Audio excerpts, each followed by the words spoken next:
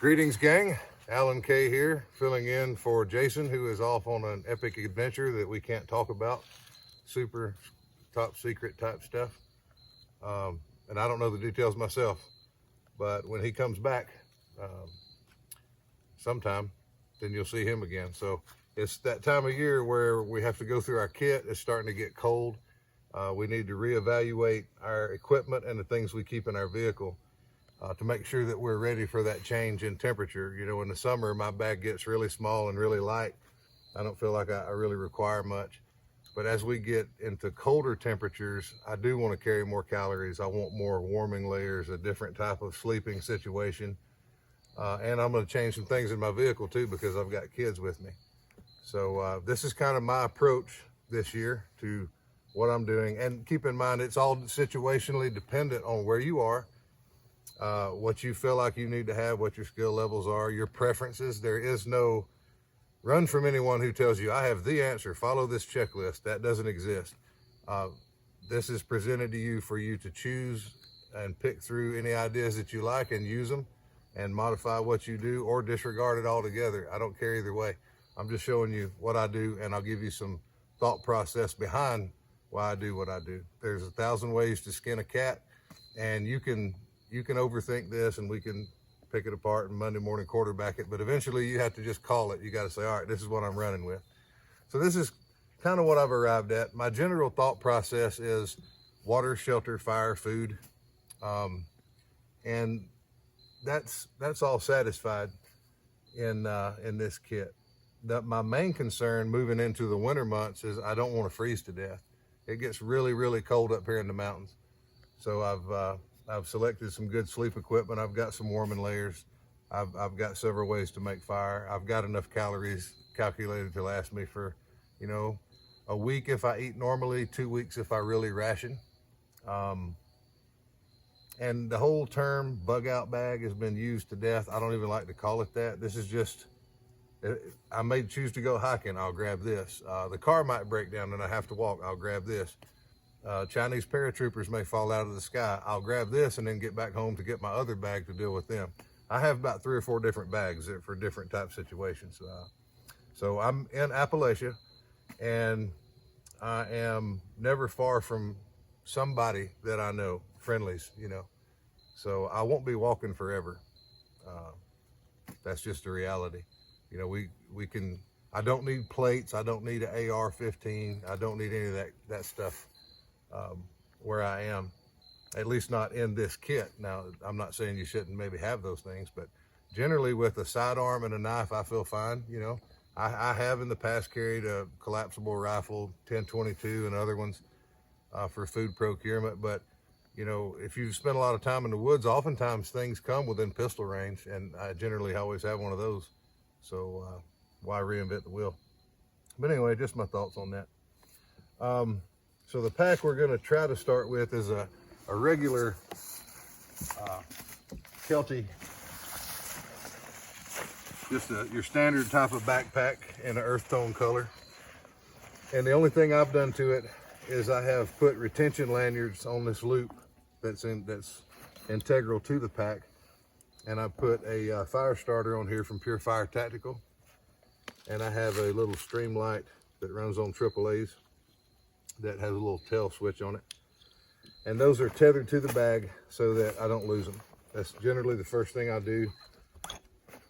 So I've got the capability to see what I'm doing at night and make a fire and not freeze to death. Other than that, it's just a stock bag. I like this one in some ways when you compare it to the military bags and the stuff like Malice by Tactical Tailor. The Malice pack is one of my favorites, but if you lift that pack and then you lift this pack side by side, you know, the Malice pack is considerably heavier, but it's also considerably more durable. So there again, everything is situationally dependent. If I'm going to be living out of the bag for the foreseeable future, I would choose the Malice by Tactical Tailor above this. But this is more along the lines of short-term use to get me to another situation. That's the whole intent of this bag. Is I'm in a situation that's probably not optimal. It's not, my normal patterns of life were disrupted, and this is going to carry me through to get back wherever it is I need to get to. So operating under that assumption, I chose a bag that was a little lighter than a lot of the mil spec bags, but also earth tone. So, you know, if I don't really want to draw tons of attention to myself, I won't. It doesn't really stand out or contrast with nature too badly. And, you know, I live near the Appalachian Trail. You see people with this type of bag all the time, so you're not out of place if you're walking down the side of the road with it either. And just the overall ergonomics of the bag, the way it fits, and all that's really comfortable. And that's super important. Don't get a brand new bag and load it with a bunch of crap and throw it in your car without having ever taken it out in the woods. I've hiked miles and miles and miles with this bag. So if there were any issues with it, they would have presented themselves by now, and I could figure that out, adjust my way around it. But you don't want hot spots in the middle of an emergency. You know, a blister can take you completely out of commission, and they can happen on your shoulders, small of your back, anywhere, not just your feet. So make sure your pack is fitted correctly for you and that you understand all the adjustments on it. So once you've done your pack selection, obviously this time of year, we don't want to freeze to death. So the first thing I think about is we're going to spend a considerable amount of time, hopefully, sleeping and recovering from that long marching that we're doing every day or every night, depending on when you're moving. One of the best things going out there is the MSS, the military modular sleep system, is, you know, arguably one of the better things because of that modularity. You can run with just the Gore-Tex liner in warmer weather, you know, and keep the wind and the rain off. You can use the green patrol bag by itself as a standalone, but what I've chosen to do is I removed the green patrol bag and I replaced it with the Marpat Whoopee that has the zipper. And so I'm using that kind of as a bag liner because it reduces the overall bulk and the overall weight, but I still have dead air space and layers in between the Whoopee, the black bag, and the Gore-Tex. So that gives me, and you can see the dirt here, this was used recently in Kentucky, and it got quite cold there. So that's kind of, you know, what I like to do this time of year in this area. I just replace the green bag, take it out, replace it with a Whoopee, and leave the thicker bag in because I need that extra insulatory value up here in the mountains because it does get quite cold. And one thing I like to do is to keep my sleep system in a dry bag, and the dry bag that I use here is made by Sea Line. It's a pretty good dry bag. I've used it now it's got the air valve on it. I think this is the one the Marine Corps was using. I don't know if they still are, but at some point there were some of the units that were using these. But it works good for a sleep system. The inside is blaze orange. So if you turn it inside out, you could use it as a marker panel, a signal panel, or some type of signaling apparatus. You know, you could rig this thing up in conjunction with a poncho and catch a lot of rainwater. There's just tons of different things. You can flotation device, and which is one reason I like to put my sleep system in it. If I do have to cross a body of water, I've got a dry place to sleep when I get on the other side, and it makes my pack overall more buoyant if I don't have time to do a proper float with my pack and do that water crossing. I can just jump in and have things in dry bags that are gonna be dry and serviceable on the other side and increase the overall buoyancy in my pack. Or you could take the larger shelter sheet that everything's resting on here and encapsulate your pack in that and do your water crossing that way. We've done videos on that.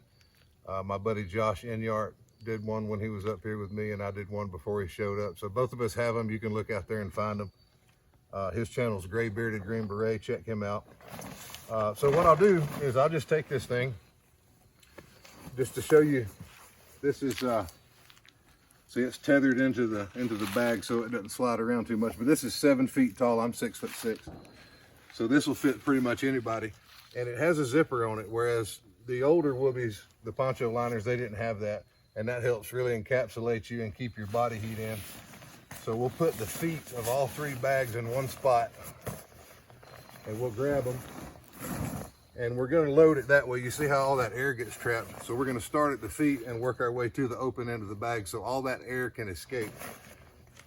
And we just start stuffing this thing in.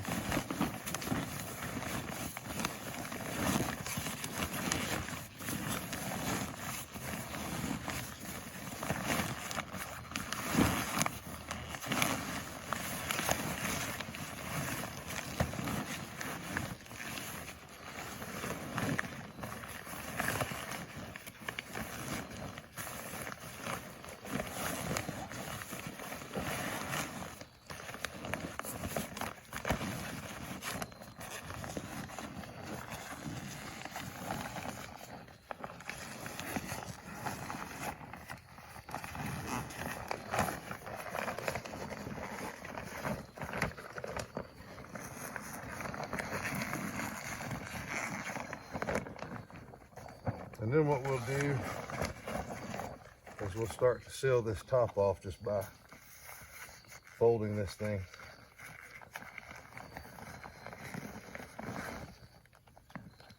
Turn the air valve to open.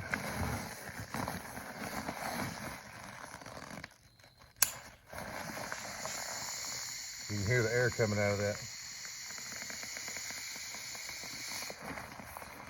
And you could even put a set of silk weight thermals in there so that you would have something dry to sleep in as well. But you just want to get all the air out of that you can, and then switch it to closed. And it's like a vacuum sealed bag of coffee. You can access the bottom of this bag to pull a sleep system out. I like the Malice by Tactile a little better though for that purpose, because this one I'm probably going to have to shape to get it to go into this bag, because the top loading section of this, the mouth is a little smaller.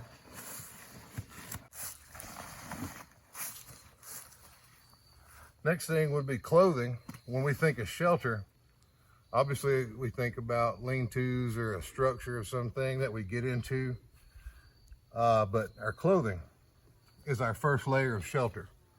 And it's the type of shelter that we generally always have with us. So in cold weather, we want to cover all of our exposed skin, gloves and a balaclava. So I'll put those in the lid so I can put them on and take them off as needed. I've got a merino wool t-shirt, spare pair of wool socks, silk layer, base layer bottoms. I got this waffle grid top, stick that in, and that gives me something.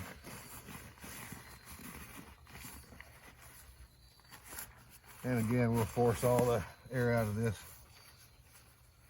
You can use any color dry bag you want. I like to color code mine so I know what I'm getting.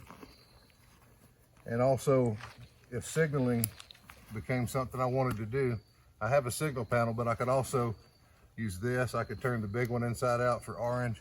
And these contrastive colors, you know, between blue and orange and red on a flagpole would draw the eye's attention more than just a single color. So you have that contrast.